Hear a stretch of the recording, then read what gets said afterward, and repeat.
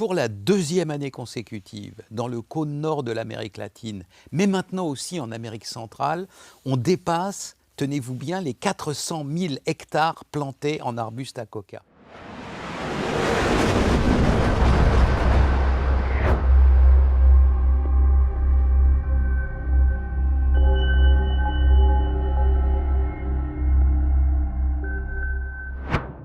Bonjour à tous, chers abonnés d'Omerta, chers abonnés de notre chaîne YouTube, abonnés également de l'application, que je rappelle toujours l'existence de l'application, parce que nous avons plus de 500 000 abonnés sur notre chaîne YouTube, qui ne savent pas toujours qu'il existe une application sur laquelle vous pouvez visionner nos documentaires, qui est le cœur du métier d'Omerta, et vous avez plein de choses sur cette application. Elle coûte 5 € par mois, 2 € pour les étudiants. Ça vaut le coup d'aller regarder un petit peu ce qu'on fait, autre que la chaîne YouTube. Vous savez très bien que sur cette chaîne, parfois, nous mettons en accès libre un documentaire, mais que nous en avons quantité d'autres sur lesquels nous avons travaillé. Ils sont passionnants et qui se trouvent sur l'application. Je rappelle également le magazine, dont le dernier numéro est encore en vente en kiosque. Congo, Silence ont tue, réalisé l'été dernier, reportage immersion au Kivu, en Ituri, à Kinshasa. On est allé voir un petit peu ce qui se passait dans cette région. On peut saluer ce matin d'ailleurs l'annonce de l'accord de paix qui vient d'intervenir sous la houlette de Donald Trump entre le Rwanda, le Paul Kagame, président du Rwanda, et Félix Tshisekedi, président du Congo. Donc nous avions creusé tous ces sujets-là, donc si ça vous intéresse, c'est toujours en kiosque. Et je vous reçois donc aujourd'hui pour une nouvelle édition du Grand Entretien, un petit peu orienté particulièrement parce que nous allons sortir notre documentaire sur Perpignan, sur la police municipale de Perpignan la semaine prochaine.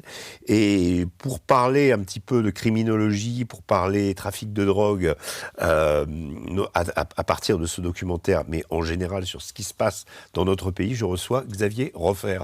Bonjour Xavier. Bonjour. Bonjour, merci d'être venu, d'avoir répondu présent à notre invitation. Je vous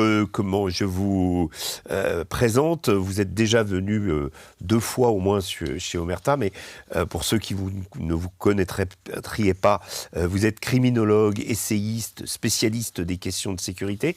Et avant de rentrer en plateau, vous me montriez vous publiez pour la revue Conflit ce petit magazine, bulletin, en fait, voilà. Un bulletin qui s'appelle Réel criminel. Vous en êtes au combienième numéro ? Le 9e. Le 9e. Alors, je le montre à l'écran et on le mettra en incrustation aussi.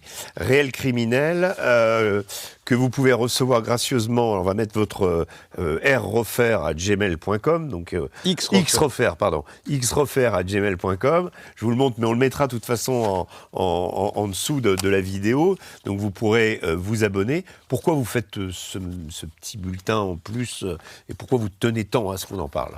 Parce que le gouvernement français a pris la mauvaise habitude en matière de chiffres, de statistiques criminelles, de mentir à peu près comme un arracheur de dents.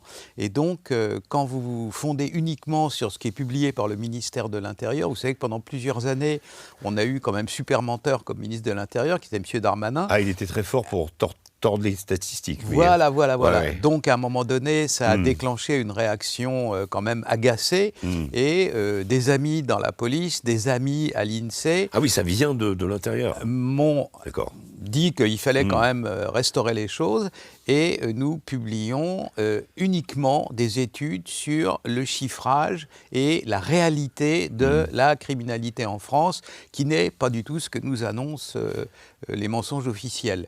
C'est-à-dire que, par exemple, il y a quand même 2 points qui sont extrêmement importants à souligner, et ce n'est pas de la maladresse. Les statisticiens de l'INSEE, dans chaque ministère, il y a un poste de l'INSEE qui fait les statistiques du ministère en question. Ceux du ministère de l'Intérieur sont fort compétents. Et donc, s'ils mentent, c'est qu'on leur demande de mentir. Exemple, depuis que les SAMU et la médecine d'urgence et les SMUR existent, le nombre d'homicides en France tend à stagner et à baisser, et naturellement, par principe des vases communicants, le nombre de tentatives d'homicide, c'est-à-dire les homicides ratés, lui, explose. C'est-à-dire qu'il y en a maintenant 3 fois plus que d'homicides.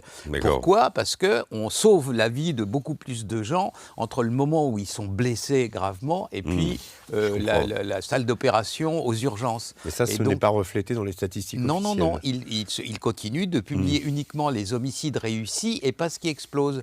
Deuxième exemple, le ministère de l'Intérieur ne publie que les cambriolages de domiciles privés, c'est-à-dire votre appartement, le mien, mais rien d'autre. Alors il y a une infinité d'autres bâtiments qui sont cambriolables. Il y a les mairies, il y a les banques, il y a les commerces, il y a les boutiques, il y a les fermes, il y a les hangars agricoles, et tout ça est caché. Voilà. Donc, et bien entendu, depuis qu'il y a eu le confinement, ce qui augmente le plus, plus les gens sont chez eux et moins on peut les cambrioler, n'est-ce pas ? Parce que c'est quand même plus dur de cambrioler un appartement quand il y a des gens qui sont en train de casser la croûte à l'intérieur ou de dormir. Donc c'est naturellement les boutiques et tout le reste. Et ça, le ministère de l'Intérieur ne le publie pas. Donc il y a un mensonge à peu près systématique et...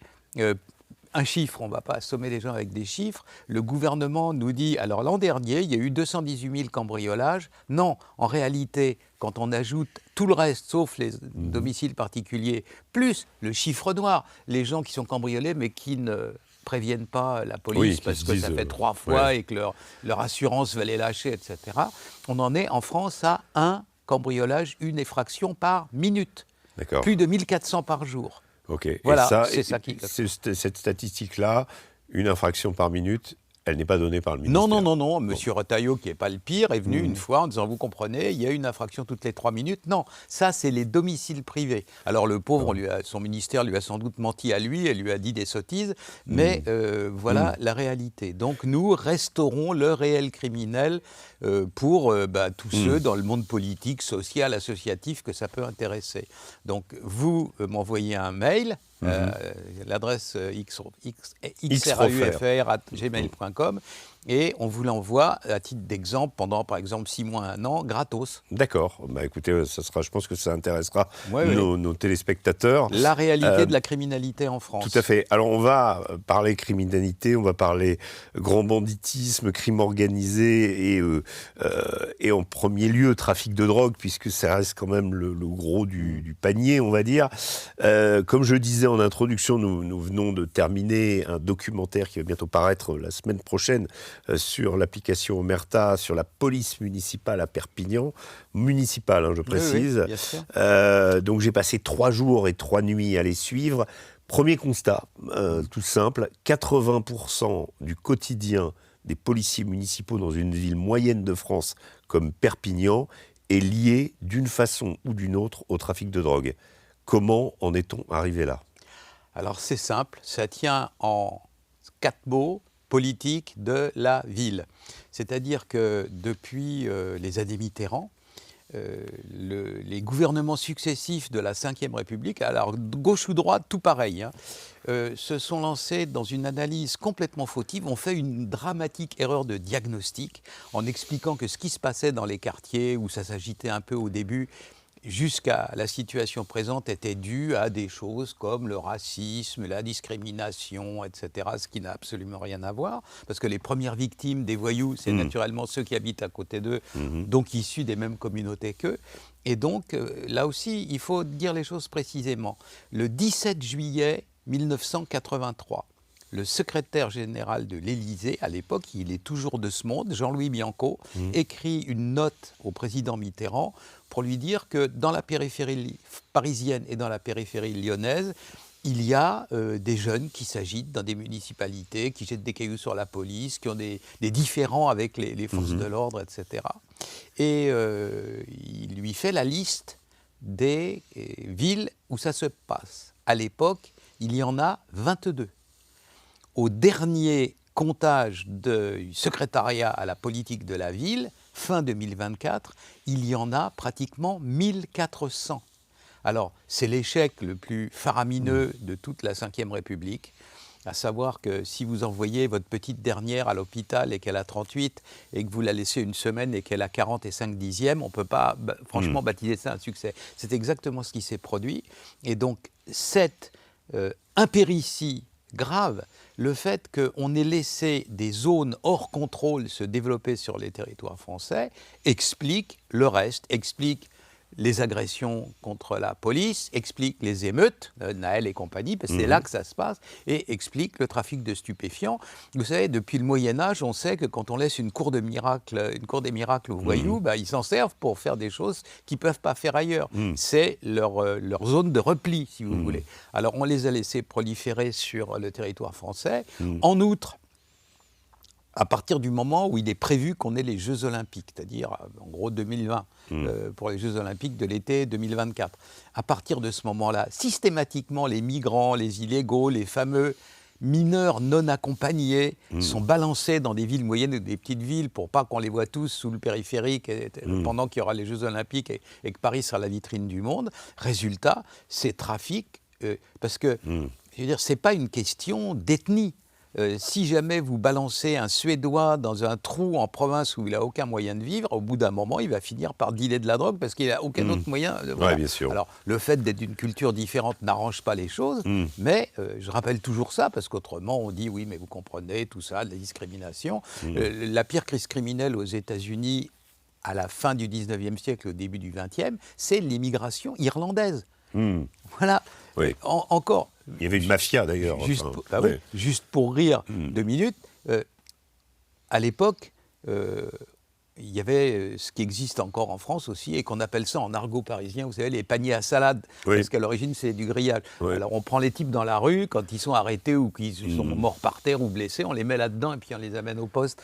Eh bien, le panier à salade new-yorkais, depuis la fin du 19e siècle, s'appelle Paddy Wagon, le fourgon des Irlandais, parce qu'il n'y avait pratiquement que qu'on trouvait là-dedans. Voilà. Donc, c'est le fait d'envoyer des gens dans la verte, dans un pays dont ils ne parlent pas la langue, sans aucun moyen de gagner sa vie, sauf de faire des choses illicites. Il ne faut pas s'étonner qu'ils fassent des choses illicites. Alors, le trafic de stupéfiants, c'est ça, sa prolifération.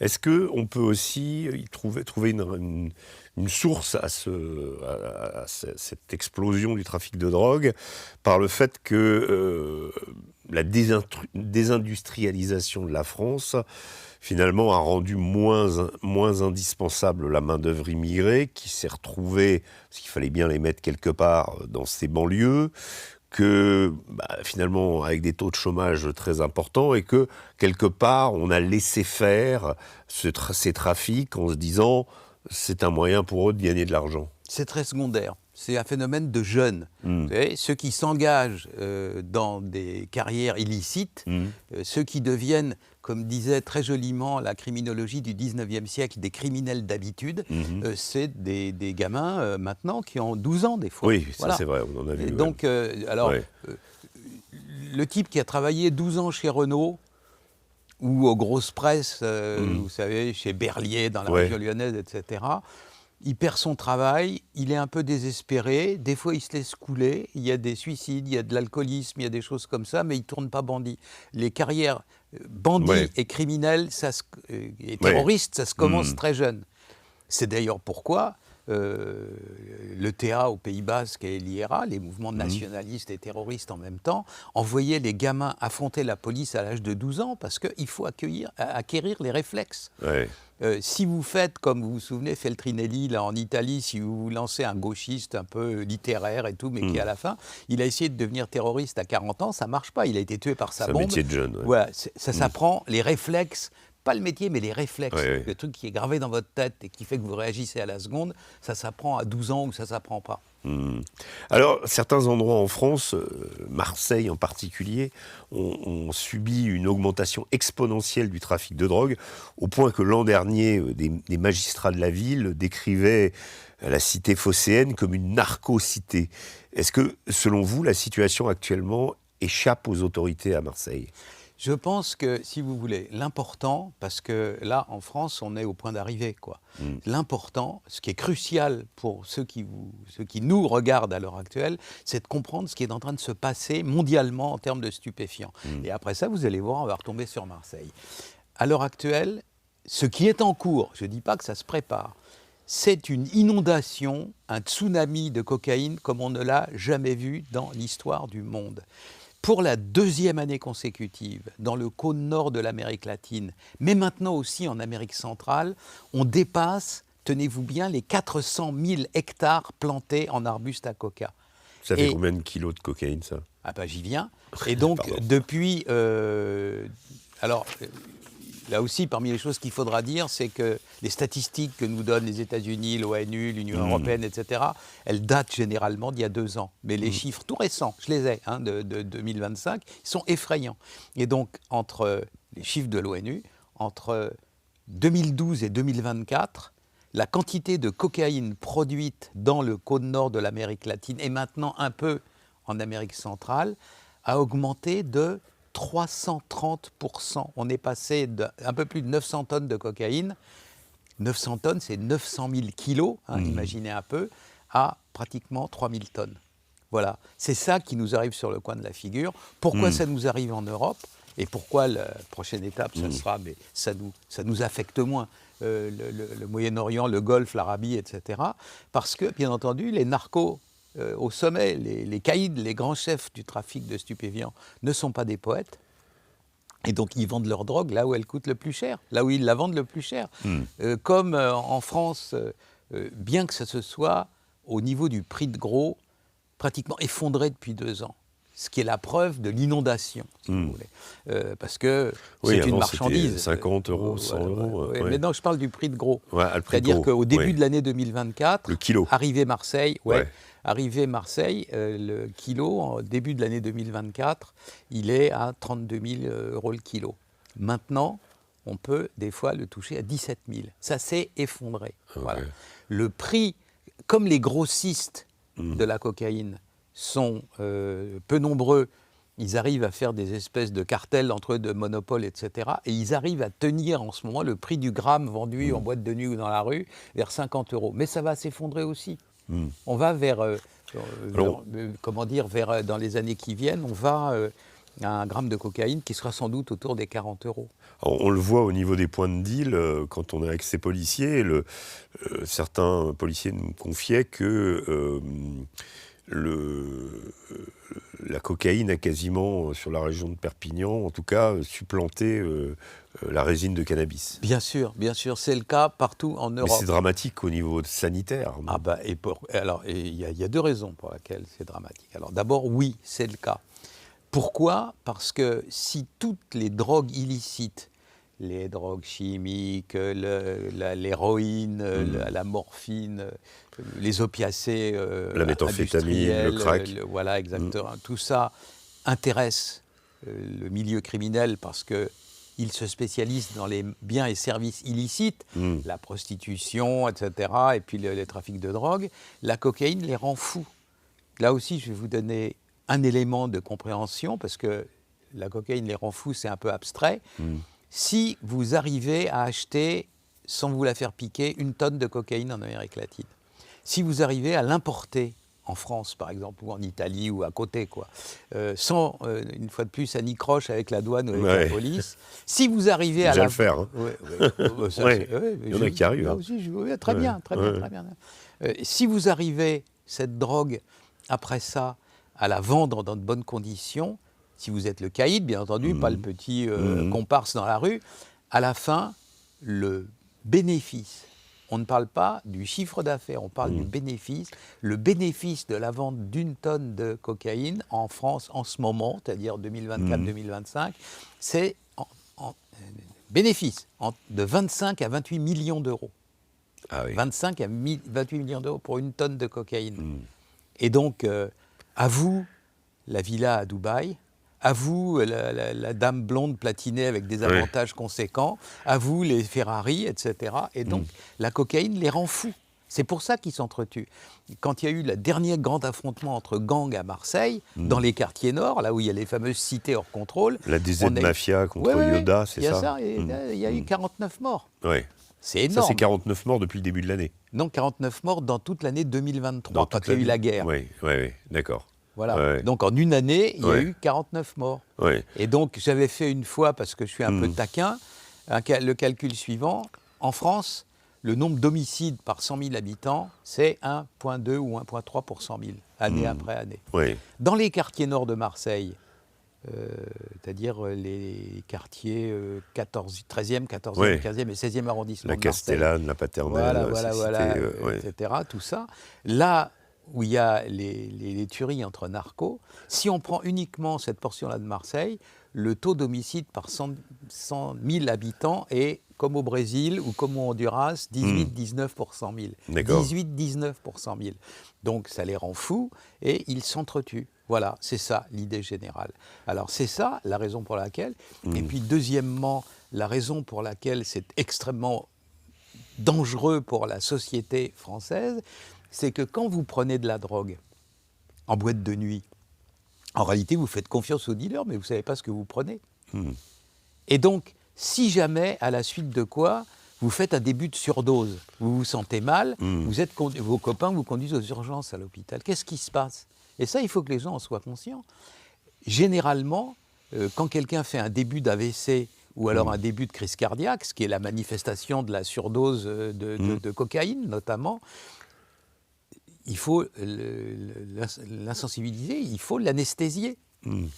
L'anesthésie est une drogue, puisque ça vous endort. Oui. Donc, comme on ne sait pas quel est le taux de tolérance de la drogue qu'on vous injecte par rapport à celle que vous avez prise et qui vous amène à être sur l'hôpital, vous ne pouvez pas anesthésier quelqu'un qui arrive avec une overdose pendant 8 heures, le temps que ça se résorbe dans le sang. Dans le sang, ouais. Et donc, imaginez l'évolution d'une crise cardiaque ou d'un début d'AVC pendant 8 heures, eh ben souvent vous récupérez un légume. Et ceux qui prennent ces drogues-là, ce n'est pas des marginaux dans la rue ou des zombies, c'est des futurs médecins, des jeunes architectes, c'est des gens qui sont intégrés dans la société, qui prennent ça comme drogue de boîte de nuit. Ce qui explique aussi que une des grandes transformations des 20 dernières années, c'est que le profil du drogué a complètement changé.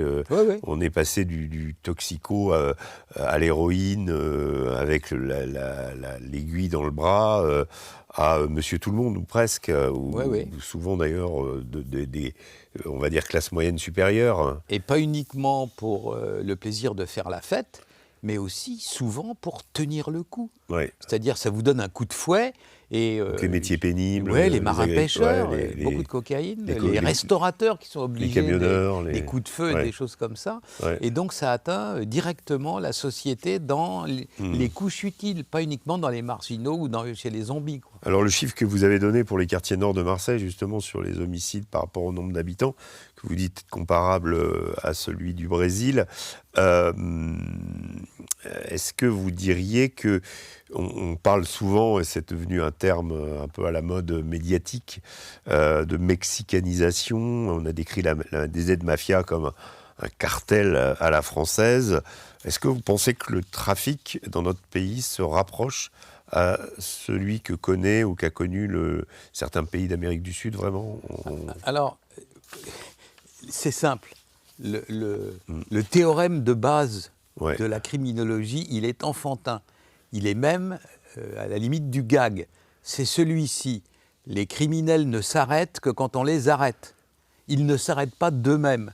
Une bande de quartier, un gang, un cartel ou une mafia n'a par construction pas de frein. Parce que c'est comme la meute de loups. La meute de loups, elle suit le loup qui est capable de tuer le gros gibier et de leur donner à becqueter, vous comprenez ? À partir du moment où le loup est plus suffisamment bon pour ça, où il a raté, on voit ça dans un des plus beaux livres de sagesse humaine, qui est le livre de la jungle. Alors à un moment donné, 2 fois, il rate le bestiau, là, il n'arrive pas à le tuer. Résultat, il est tué par les autres, et donc à chaque fois, il y en a un plus cruel et un plus dur et un plus efficace qui succède. Donc, par définition, le milieu criminel n'a pas de frein. Si vous ne les arrêtez pas, ils continueront. La seule chose que le milieu criminel de Marseille ne peut pas faire, contrairement aux idioties sans nombre qu'on lit dans la presse, c'est une mafia. Une mafia, c'est une société secrète qui est séculaire. Le deuxième repenti qui se rend au juge Falcone à Palerme en 1982 ou quelque chose comme ça, il s'appelle Salvatore Contorno. Quand il arrive devant le juge Falcone et qu'il rompt l'omerta, il rompt l'omerta, la vraie, celle des Siciliens, quoi, où le fait de parler, c'est la mort tout de suite. Il s'adresse ainsi au juge Falcone, il lui dit « Monsieur le juge, je suis un homme d'honneur de la famille mafieuse de Palerme Centre de la 7e génération. 7 générations. Le père, le grand-père, l'arrière-grand-père, l'arrière-arrière-grand-père de Toto Contorno, tous mafieux. Ça n'existe naturellement que dans 5 ou 6 pays du monde. Nous, on a un les milieu Guérini, criminel. non, à Marseille? Non, C'était pas pareil? mais non. En plus de ça... Les parrains corses? Mais non, ça n'a rien à voir. Il y a un éminent criminologue italien qui s'appelle Pino Arlacchi, qui a été mon collègue et qui est mon ami. Il était dans mon jury de thèse, tout ça et tout. Donc Pino Arlacchi a fait un livre où il dit que dans le sud de l'Europe italianophone, c'est-à-dire la Corse, qui parle un dialecte italianophone, c'est-à-dire la Sardaigne et les 3 provinces du sud de l'Italie, il y a des terres où il y a la mafia, il y a des terres où il n'y a pas de mafia. Les terres où il y a la mafia sont des pays d'agriculture et les zones où il n'y a pas de mafia sont des zones d'élevage. Donc, ni en Sardaigne, ni en Corse, il y a de mafia. Il y a un milieu criminel abondant, exubérant, etc. Donc, le terme mafia corse est galvaudé. Non, c'est du délire journalistique. Il y a un milieu criminel. Il est dangereux, mais il est capable naturellement de tuer, on le voit. Sommet des homicides en France, d'accord. Mais il n'a pas les caractéristiques d'une mafia qui sont... Le fait d'avoir ni commencement ni fin, mais d'être un phénomène éternel. Tout le monde a essayé de venir à bout de la mafia de Sicile, ça ne marche jamais, quoi. Pareil pour les Yakuza au Japon, qui est une vraie mafia. Pareil pour les triades en Chine, qui sont aussi des sociétés secrètes séculaires, si vous voulez, criminalisées. Alors, Xavier Hofer, quel est, selon vous, on entend parler de menaces en France, et souvent le narcotrafic est mis en avant. C'est quoi le plus grand péril qui menace notre pays? Les narcotrafiquants, les terroristes, les Russes? Selon vous, c'est quoi? C'est l'existence sur notre sol, dans la métropole, de 1400 quartiers dans lesquels les gouvernements successifs de la Ve République ont renoncé à imposer l'ordre républicain qui règne tant bien que mal partout ailleurs, et dans lequel, à vrai dire, on ne sait plus ce qui se passe. L'assassin du colonel Beltrame venait d'un de ces quartiers, la drogue s'achète, se vend, se planque dans les quartiers en question, les jeunes filles qui sont attirées et prostituées mineures, etc., le sont par des lascars qui viennent des quartiers en question, etc. Donc le tapis de prière et la poudre cohabitent. Exactement. Pourquoi ? Parce que ce sont des sociétés dans lesquelles une grande partie de la population vit encore de manière clanique. Alors vous avez un cousin qui fait salafiste et un autre cousin qui tourne le point d'héroïne, quoi, qui fait le, en argot, ça s'appelle le four, c'est-à-dire l'endroit, le supermarché de la drogue, quoi. C'est comme ça que ça se passe. Et vous avez, chaque fois que la police essaye d'y mettre les pieds, vous avez immédiatement une agrégation d'une trentaine d'individus avec des cagoules qui viennent jeter des cailloux, jeter des pétards, etc. Et pourquoi ils font ça ? Eh ben parce que toute forme de criminalité, et évidemment à l'exception des nomades, mais toute forme de criminalité est territoriale. Je vous ai parlé de la mafia, chaque famille a son territoire sur lequel elle est souveraine. Marseille, des quartiers nord, chaque cité a son petit réseau, son petit locus criminel. Et naturellement, à partir du moment où vous avez des gens qui sont sur le territoire en question, ils y sont tout puissants. Et la police, là-dedans, c'est la bande rivale, si vous voulez. Donc, en réglant le problème des quartiers hors contrôle, on en règle un étage en dessous 10 autres. On règle le problème des vols de voitures, la moitié ou les 2 tiers. On règle les 2 tiers de ce qu'on appelle la criminalité de voie publique, c'est-à-dire les agressions, etc. Parce que ça émane de là. C'est-à-dire que on pourrait s'adresser à Monsieur le ministre de l'Intérieur, à Monsieur Nunez. Voilà, on va lui poser une question. Monsieur le ministre, êtes-vous en mesure de nous donner, vous savez, les 100 narcos les plus dangereux, ceux qui sont à Vendal-Vieille? Oui, c'est ça. Donnez-nous les prénoms, s'il vous plaît. Vous allez voir d'où ils viennent. Alors, je peux vous dire, parce que j'ai longtemps enseigné à des gens de la pénitentiaire qui, des fois, m'honorent de leur confidence, que sur les 100 qui sont à Vendal-Vieille, dans le Pas-de-Calais, là, la prison... la narco-prison. Voilà, exactement. Il y en a 97 dont le prénom n'est pas tiré du calendrier grégorien. 97 sur 100. Oui, et parmi les autres, c'est plutôt des Antillais qu'autre chose, quoi. D'accord, ok. Donc, c'est quand même assez significatif. Oui. Mais alors, ça a été un remplacement total par rapport à, je citais Guérini, Zampa, etc. La sociologie du dealer a complètement changé. C'était des Rital de Marseille ou des Corses. Ouais. Voilà. Et qu'est-ce qui a provoqué l'immigration? Non, le fait que... alors, bien entendu, oui. Si on remplace quelqu'un par un autre, c'est que l'autre qui n'était pas là avant est arrivé entre-temps, Bien sûr. évidemment. Mais les encore gros voyous, à un moment donné, ils passaient sa vie en tôle, donc ils se lassent, ils perdent la foi. Une fois, j'avais un copain qui dirigeait les renseignements généraux à Marseille, et ce jour-là, il arrive à l'hôtel de police de Marseille et il voit avec les menottes le beau-frère de Francis le Belge, qui portait le nom de... C'est un as de l'évasion. Il s'appelait Antoine de son prénom, donc son nom de voyou, c'était Tony Languille. Et donc Tony Languille était là, il fait « Oh Tony, qu'est-ce que tu fais ?» lui dit mon copain. Il dit « Ah !» Alors c'était une histoire de gros braquage, de camions, vous savez, des transporteurs de fonds, etc. Alors l'autre lui dit « Enfin Tony, tu as vu ta villa ? Ta femme, la sœur de Francis le Belge, était une femme splendide, c'est une très belle femme. Il dit, tu es marié à une femme belle, qu'est-ce que tu vas t'emmerder à faire des trucs comme ça ?» L'autre il dit quand je fais ça, tu comprends, je vis, autrement je m'emmerde. Voilà. Alors le vieux voyou, il fait un gros braquage de temps en temps pour l'adrénaline, quoi. Il a de quoi vivre, l'argent lui arrive un peu de tous les côtés, et puis à la fin, on perd la foi, on ne défend plus son territoire. Et donc après ça, non seulement il y a des jeunes venus des cités qui les ont remplacés, comme ceux qui ont créé ultérieurement Yoda, la DZ Mafia, tous issus de l'immigration, mais en plus, ils les ont connus en tôle, quand ils étaient jeunes. Donc il y a une espèce de on ne va pas se fâcher avec eux, etc. Donc petit à petit, voilà, quoi, c'est la fin d'un monde. Alors il y a aussi une dimension peut-être encore plus pernicieuse qui est cet aspect business, même gros business, puisqu'on est sur les chiffres, je parle sous votre contrôle évidemment, c'est 7 milliards d'économies parallèles pour le trafic de drogue. Facile. Peut-être plus même, hein. Là encore une fois, il y a débat. Quand nous étions à Perpignan, nous avons noté deux jeunes qui se sont fait donc contrôler par la police à un moment donné, et leur particularité était qu'ils ne venaient pas de Perpignan, mais qu'ils avaient été recrutés sur Snapchat.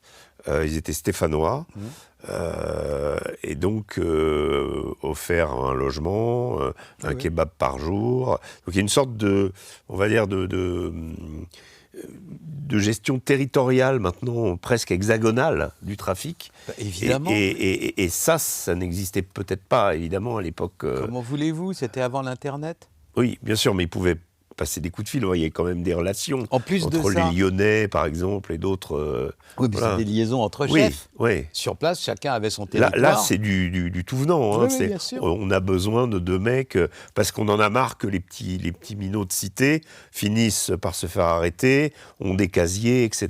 Donc on préfère prendre des gens de l'extérieur. Ou même, ça leur coûte moins cher, hein, vous savez, c'est des brutes. Hein, le type, ils peuvent le payer 40 € par jour au lieu de 50. Hein, une fois, je vous l'ai dit, c'est pas des poètes. Hein, c'est la forme la plus brutale de capitalisme, hein, le banditisme. Alors voilà ce qui se passe. Ce qui a changé, c'est que le banditisme vit au rythme où vit la société des gens normaux. Quand les gens normaux ont le téléphone, les voyous ont le téléphone. Quand ils ont des voitures, même les anarchistes, la bande à Bono, les premiers braquages faits avec des voitures, c'était ce qu'on appelait des anarchistes illégalistes, quoi, qui se servaient des méthodes du banditisme pour financer la cause. Et donc c'est ce que faisait Staline dans sa jeunesse aussi. Pour financer le parti bolchevique. Exactement. Des braquages. Et même dans ce bouquin absolument extraordinaire de Pascal, comment il s'appelle, Montefiore de son nom de famille, il dit ce qui s'appelle Young Staline, la vie du jeune Staline. Staline a tout fait, il a même fait de la piraterie maritime sur la mer Noire. Ça, je ne savais pas. Il a fait de la piraterie maritime sur la mer Noire. Des bateaux avec des riches touristes. Mais pour le compte du parti bolchevique. Oui, pour le compte. Et puis les Lénine l'appréciaient à cause de ça, en disant mais il nous amène des sous, lui, au moins. Il n'est pas uniquement un théoricien fumeux. Il fait des choses concrètes. Donc, vous avez toute cette dimension-là du banditisme. Mais à l'heure actuelle, le banditisme, on l'a vu avec l'histoire du Louvre. Le braquage du Louvre, Ah oui. exactement pareil. Comment fonctionne le banditisme aujourd'hui? Il vous a étonné ce braquage ou pas? Pas Bah vraiment. non. Non, parce que quand on voit l'espèce de cruche qui était la directrice du... Pardon, Oui. mais elle m'a énervé, celle-là. Oui. Non mais attendez, on ouvre une parenthèse, vous vous rendez compte? On se fait taper valeur faciale, on ne parle pas de la valeur historique, pour 88 millions de bijoux. On est ridicule envers du monde entier. Et Madame Laurence Descartes arrive devant le Sénat et fait une déposition. Elle dit, mais vous vous rendez compte? Mon nom a été jeté en pâture.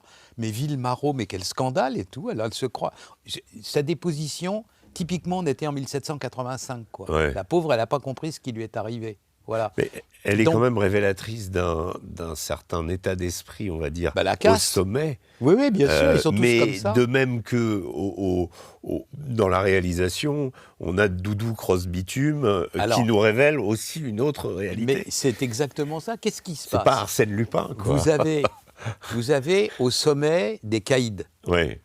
Quand vous êtes un caïd criminel, la particularité que vous avez, c'est qu'on vous apporte des coups. Parce que vous avez tout l'orchestre qui permet de les réaliser, et on vous dit, tiens, le mec du camion de transport de fonds, il passe tous les jours à la même heure, etc. Ouais. Tiens, petit, merci, voilà 100 €, va boire un coup à ma santé. C'est comme ça que ça se passe à Marseille. Ouais. Ailleurs, c'est pareil.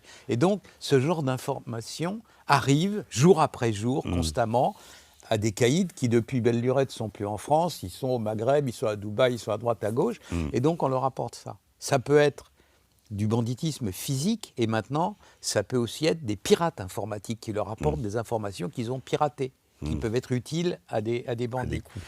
Quand il y en a une qui l'intéresse, le type, qu'est-ce qu'il fait? Eh bien, il fait comme Hubert. Il n'a pas son gang autour de lui avec « dis donc, Toto, viens ici, je vais m'arranger un truc ». Il sous-traite. Il prend une équipe de terrain, il prend une équipe pour la logistique, il prend une équipe pour blanchir. C'est pas Mélodie en sous-sol. Ah, du tout.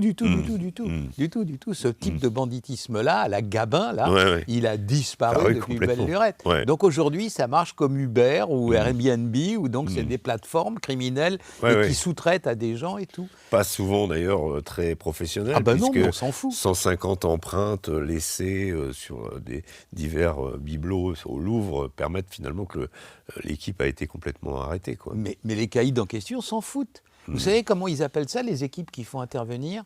Ils les appellent les Kleenex. On s'en sert une fois et puis on les jette. C'est incroyable. C'est la raison pour laquelle, comment ça se passe? Alors, la seule chose qu'on demande aux ceux qui vont agir, là, au Doudou Cross-Bitume, c'est aguerri, c'est-à-dire de savoir-faire. Le calme des vieilles troupes, vous comprenez? C'est-à-dire arriver à monter sur l'échelle, faire le truc qu'on leur demande de faire, plus ou moins proprement.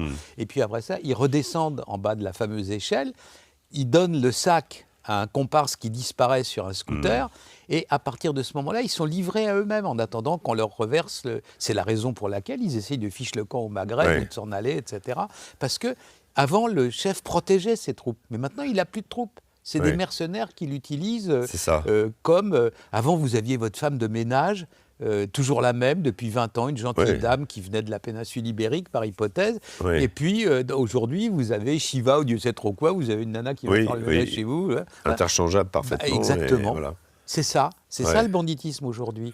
Alors pareil pour la drogue. C'est-à-dire que ceux qui vont aller faire les livraisons, ceux qui vont se...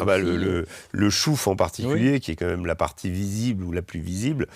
Et la plus fragile. Les policiers disent ça c'est du consommable. Bien sûr, c'est les Kleenex. On est dans le même... Alors il y a quand même parfois des choses très étonnantes, et j'imagine que vous avez dû regarder ça avec attention. L'évasion meurtrière de Mohamed Amra au péage d'Incarville sur la 13 a révélé que quand même ces trafiquants sont prêts à aller très loin, quitte à éliminer froidement 2 surveillants. Alors, on dirait Mérine, Knobelpis, etc. étaient aussi capables de réaliser ce genre de choses. Mais là, visiblement, pour récupérer quelqu'un qui n'était même pas du haut du panier. Qu'est-ce que ça vous a inspiré? Et cette scène filmée en direct? Ça m'a inspiré le fait que le ministère de la Justice, qui a le contrôle parfaitement légitimement de la pénitentiaire, n'avait plus les moyens de faire son boulot. Ils sont dans un état de détresse financière absolument extravagante. D'ailleurs, autant que le ministère de l'Intérieur. On a parlé récemment vous savez, vous avez vu, tout le monde a vu ça à la télé, les types de la DZ qui arrivent à Sète, sur un quartier de Sète qui est un peu excentré. Non, je ne l'ai pas vu. Oui. Et voilà. Alors, c'est un petit commando se disant, mais si on veut vivre longtemps dans ces coins-là, il ne faut pas trop mentir sur son affiliation criminelle quand même. Oui, bien sûr. Qui arrive dans un quartier un peu excentré de la ville de Sète et qui corrige en filmant des jeunes de la cité, en leur collant des coups dans la tête, en les bousculant à coups de pied par terre, en les triquant, en disant « c'est la DZ maintenant qui commande, c'est la DZ », oui, etc. Voilà. Oui. Vous savez combien il y a de policiers référents au commissariat de Sète, référents drogue, stupéfiants au commissariat de Sète? 1. Oui. Voilà. C'est un des points de deal les plus importants de cette région-là. Voilà. Donc, ni le ministère de l'Intérieur, ni le ministère de la Justice. Vous savez, j'ai eu Institut de criminologie pendant 20 ans. Le nombre de policiers, de gendarmes, de magistrats que j'ai eu comme étudiants, pour employer un terme dont je prie tout le monde de penser qu'il n'est pas ni léger ni injurieux, je sers de mur des lamentations. Ils viennent me dire on n'a pas les moyens, là on est obligé de laisser tomber un truc, on peut faire des enquêtes. Voilà, c'est ça.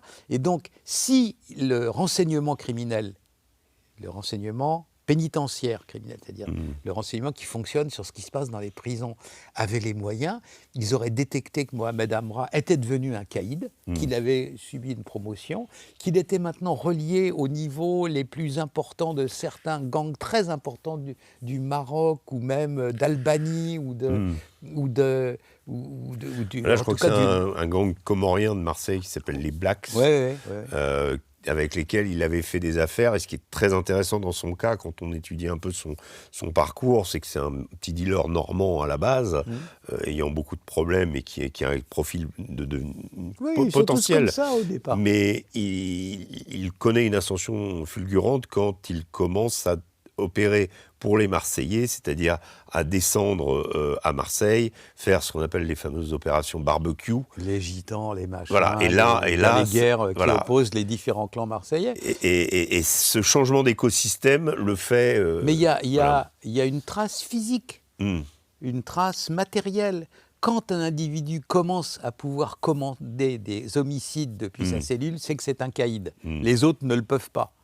Parce que immédiatement, il y a une rétractation dans de quoi il se mêle, il n'est pas qualifié pour, voilà.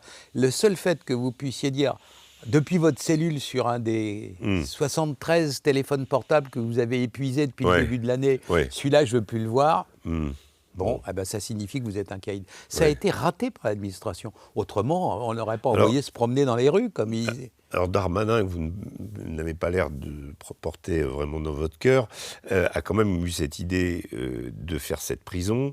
Est-ce que la pire chose qu'on fait dans cette prison pour ces narcos, c'est de les priver de communication avec le monde extérieur? Alors, est-ce que l'étanchéité est garantie et est-ce que ça peut avoir un effet sur le trafic? Monsieur Darmanin et tous ses collègues du gouvernement ont un problème grave pour eux, c'est qu'ils ne savent pas s'ils seront encore ministres dans 3 mois. Donc toute la com, tout ce qu'ils font, c'est du court terme parce que ça leur permet de passer 2 jours après au journal de 20h et après moi le déluge, vous comprenez? Donc qu'est-ce qui va se passer pour cette histoire de prison haute sécurité? Il va se passer ce qui se produit toujours avec le milieu criminel, qu'on sait, nous les criminologues, depuis le premier biberon qu'on a pris au début de notre existence terrestre. Les bandits n'affrontent jamais l'appareil d'État face à face. C'est impossible. En mettant tous ces porte-flingues les uns au bout des autres et en les unissant, ce qui est impossible déjà pour commencer, mais c'est en guerre les uns contre les autres. Allez, supposez qu'ils fassent l'union sacrée des quartiers nord de Marseille. Vous avez 50 à 60 porte-flingues, rien que la gendarmerie mobile en France, c'est 12 000 hommes. Oui. Qu'est-ce qu'ils vont ? Ça ne dure même pas une seconde, ils sont tous au trou, ou alors avec une balle dans la tête avant le temps de se réveiller, quoi, ou de se sortir. Donc, ce qui se passe, c'est que le banditisme fonctionne toujours selon l'effet de déplacement. Et l'effet de déplacement, pour les bandits, ils ont 3 armes à leur disposition, tous autant qu'ils sont, mais surtout ceux qui sont cruels et puissants comme les gangs marseillais, etc., ils ont l'homicide, ils peuvent tuer quelqu'un ou alors lui casser la figure à titre de premier avertissement. Ils ont l'intimidation, on sait où tes enfants vont à l'école, et ensuite ils ont la corruption. Donc, les types qui sont enfermés à Vendin-le-Vieil, ils vont commencer à voir quel gardien est peut-être un peu fragile, etc. Et ils vont revenir sur les mesures qui auront été extrêmement efficaces à court terme, mais qu'est-ce qu'il en sera dans 1 an et dans 2 ans ? D'autant plus qu'entre-temps, ils ont vu qu'on a un de leurs collègues, on l'a laissé sortir tout seul avec maman, là, aller à un entretien d'embauche. Oui, c'est vrai. C'est grotesque. Ouais. Vous pensez que le type, il va sortir, il va aller lisser des boulons. Bah oui. La mère a été arrêtée d'ailleurs pour trafic de drogue juste après. Donc, ce qui prouve que là aussi... c'est des clans entiers. Non, mais là aussi, certains je vous livre des confidences de policiers qui me disaient, vous savez, vous avez certaines mères, alors quand on trouve un enfant mineur, il est loin de chez lui, il repère la mère, il l'appelle, et la mère, pour l'un d'entre eux, c'était pendant les vacances, a dit aux policiers « Ah, mais je préfère qu'il voyage plutôt qu'il traîne autour de la cité pendant les vacances. Madame, votre fils est en train de dealer sur la ville de Perpignan. Oui, mais... Et le policier de m'expliquer ensuite que il me dit c'est le genre de famille pour lequel l'enfant est réprimandé pas parce qu'il fait, mais parce qu'il s'est fait piquer. Oui, bien sûr. Voilà. Comment t'as fait ? Ben oui, voilà. Et donc, il me dit, c'est ce genre de famille. Face à ça, c'est quand même très difficile d'agir. D'autant plus que... D'autant que c'est des mineurs, là. Qu'est-ce que vous voulez faire ? Vous n'allez pas les envoyer à Vendin-le-Vieil. Ah non. Alors, c'est ça, mais on sait exactement ce qu'il faut faire. Hein. On sait ce qu'il faut faire. Il faut donner à la France... C'est un programme éminemment politique, c'est 100% politique. Il faut qu'un futur président de la République ou présidente de la République donne à son propre pays les moyens d'appliquer son propre code pénal. Tant qu'elle ne peut pas l'appliquer, les autres, ils rigolent. Oui. Vous savez, il y a un vieux proverbe, je crois qu'il est attribué aux Chinois, qui dit « le mot chien ne mord pas ». Oui, c'est sûr. Tant qu'on dit inadmissible, incolérable, inqualifiable, et puis qu'il ne se passe rien... Voilà. Donc, je vais vous dire simplement, parce que il faut que c'est important là aussi pour les gens qui nous écoutent, aujourd'hui même, trafic de stupéfiants en bande organisée. Ça veut dire quoi ?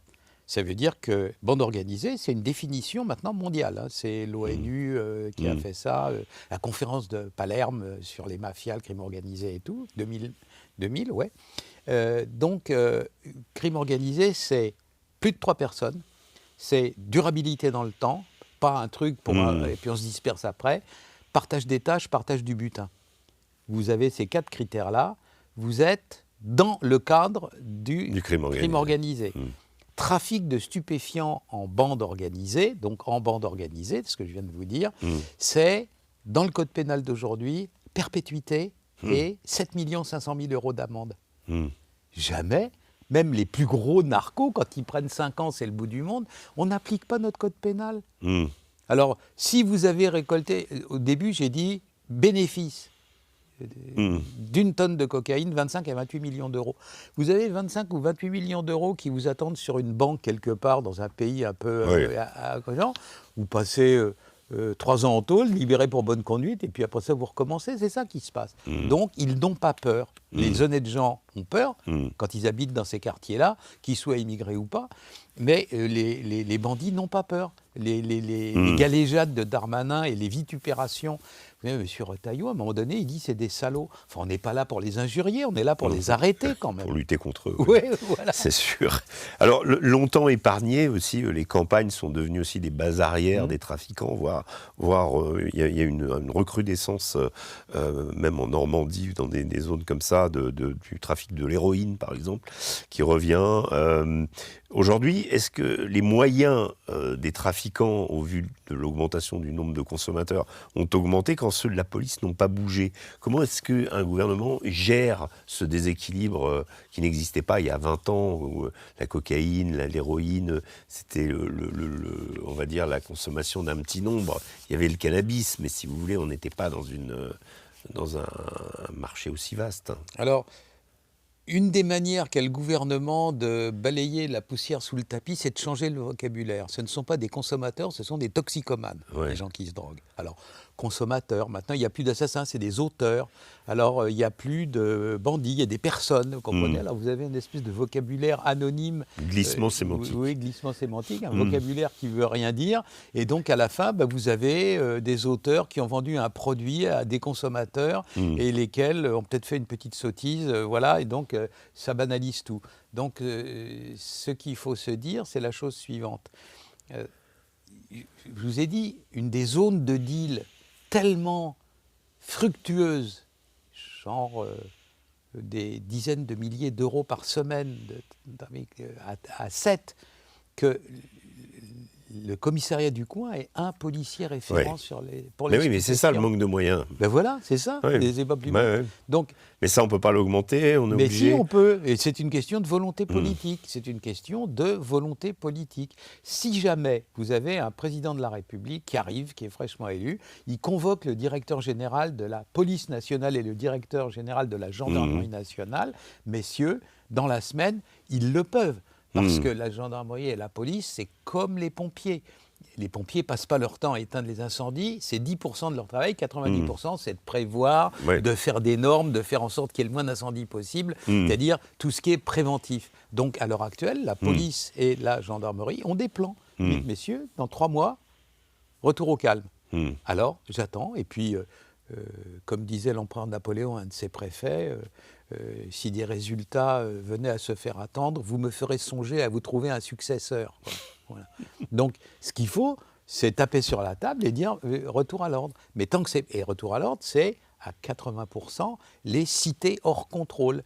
Si ce paramètre-là est repris en main, à ce moment-là, vous avez juste un tout petit développement. Il y a 3 formes de criminalité qui affectent la société le plus gravement.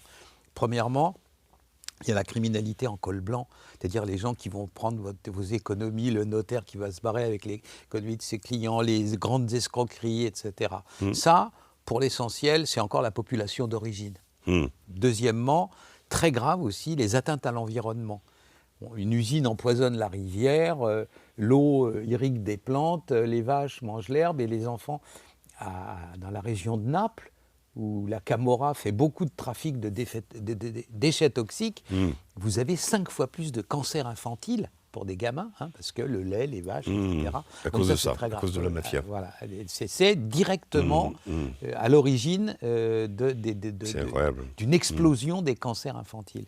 Et puis troisièmement, vous avez ce qui s'appelle la criminalité et la délinquance de voie publique. La criminalité et la délinquance de voie publique, elle est pratiquement à 80 et plus % d'origine immigrée ou de gens issus de l'immigration sur des territoires dans lesquels on ne fout plus les pieds.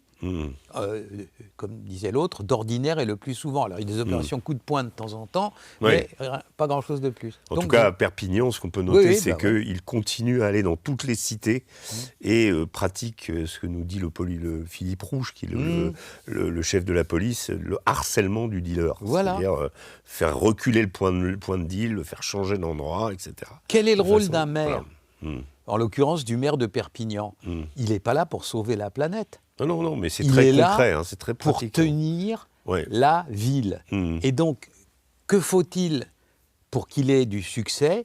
Il faut et il suffit qu'il fasse jouer à son profit ce que je vous ai dit tout à l'heure, c'est-à-dire l'effet de déplacement. C'est-à-dire que la situation sur place devienne tellement enquiquinante pour les dealers qu'ils aillent dans la ville d'à côté. Auquel cas, ça devient le problème du maire d'à côté, c'est plus celui du maire de Perpignan. Vous comprenez ? C'est ça le boulot de la police municipale.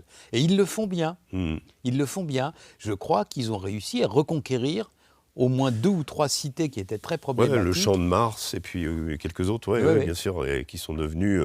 là, après, il y a la question du bâtiment, c'est-à-dire de la question de l'état des bâtiments en centre-ville, le côté les rues, c'est-à-dire ces vieilles villes aussi disposent d'une géographie qui est favorable finalement à la dissimulation, et tout ça est compliqué. Mais elles ont été inventées avant les narcos, elles ont été inventées même avant l'automobile. C'est sûr, absolument. Les villes en question, elles sont millénaires. Tout à fait. Nous allons nous arrêter là. Xavier Roffer, merci en tout cas infiniment d'être venu et de nous avoir apporté votre expertise sur cette situation en France liée au trafic de drogue, liée à la criminalité. On a fait, je pense, vraiment le tour. Merci infiniment. Quant à vous, j'espère que cette émission vous a plu et que vous reviendrez la prochaine fois, toujours plus nombreux pour assister à une nouvelle émission du Grand Entretien. D'ici là, portez-vous bien et passez une excellente journée. À très bientôt.